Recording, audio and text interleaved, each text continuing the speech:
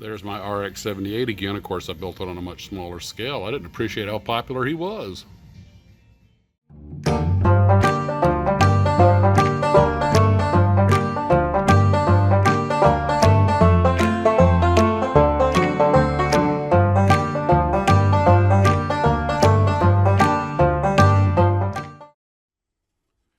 Good morning, everybody. I went over to the USA Gundam store in Daytona Beach, Florida at the urging of a glue trooper who actually told me it was there.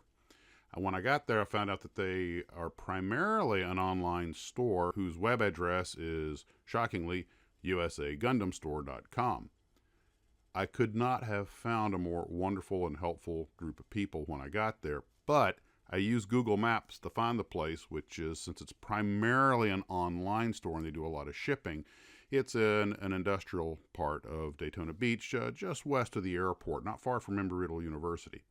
And when I got there, Google Maps sent me basically to their warehouse. So if you do go there, don't go to the warehouse building. Go to the other end of the building where they have the retail outlet, and you'll be able to tell because you'll see this symbol on the door. And when you go in, there's a very small reception area and a super nice guy named Josh who invited me in. I started walking around the store, and they have all kinds of stuff there. Some of it I was a little familiar with, and some of it I've totally not. But what was kind of funny was I didn't realize that these Gundam kits came in so many different sizes. And they have some very large ones on display, and I apologize for all the reflections on the glass.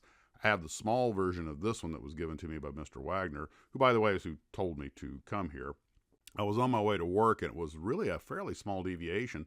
When I got there, I was amazed. They not only have Gundam, but they have a lot of other stuff as well, such as anime characters and gaming pieces and things like that, and a lot of Star Wars stuff also. They said the Star Wars stuff is some of their best sellers. A little bit of science fiction. I did find one model airplane and model motorcycle and a couple of non-Star Wars or Gundam things. For the most part, it's Gundam, anime, Star Wars, and gaming stuff. And apparently there's some other kinds of novelizations that they have. I almost bought the Boba Fett, which I found the prices to be very fair. This 112 scale Boba Fett was $29.99. They call it $30. And I almost got it, but I figured I'd talk to the wife first because she does a lot of Star Wars stuff too. And some of the stuff I was completely unfamiliar with, and I'm sure a lot of you guys, who if you're into anime or gaming, you probably recognize some of it. But the nice girl who worked there, Dee, was more than happy to show me around, explain everything to me. And it really is an interesting store with a lot of beautiful display pieces, mostly built by the people who work at the store. I have some of these, such as this one, in a smaller scale. Again, Mr. Wagner sent them to me.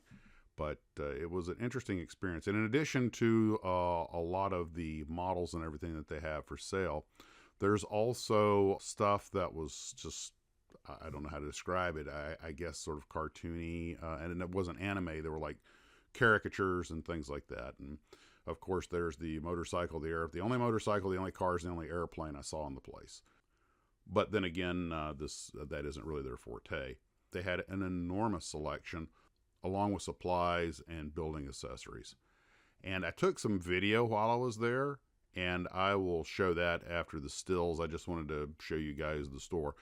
The Alclad, I tried to buy that rack from them thinking maybe they'd sold out or quit selling it. Turns out they had just started selling it. We're just getting it set up, so no joy.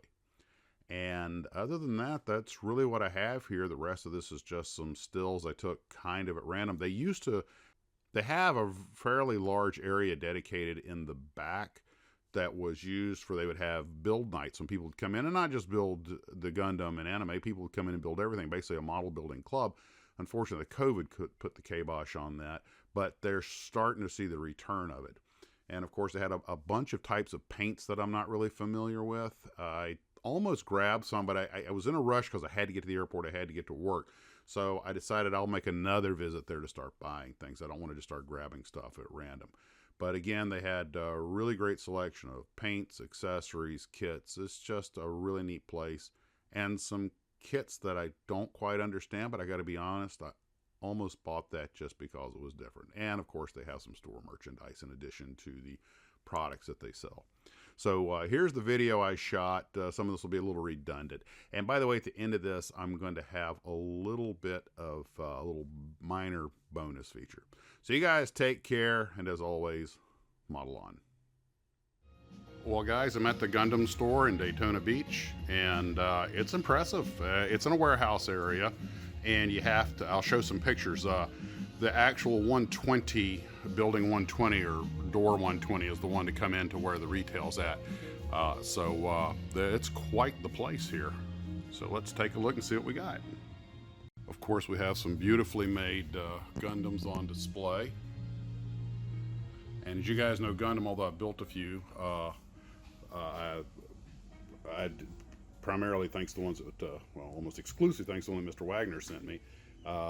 It's still not exactly my forte, but they apparently have everything here you can want, including other stuff like paints and buildings and stuff. So let me take some still pictures and let's just take a look at the place. I do need to point out, as you've already figured out, it's really hard to get the reflection off. Ooh, I built the small version of that one. Hey, what do you know? I'm starting to recognize some of this stuff. We can learn.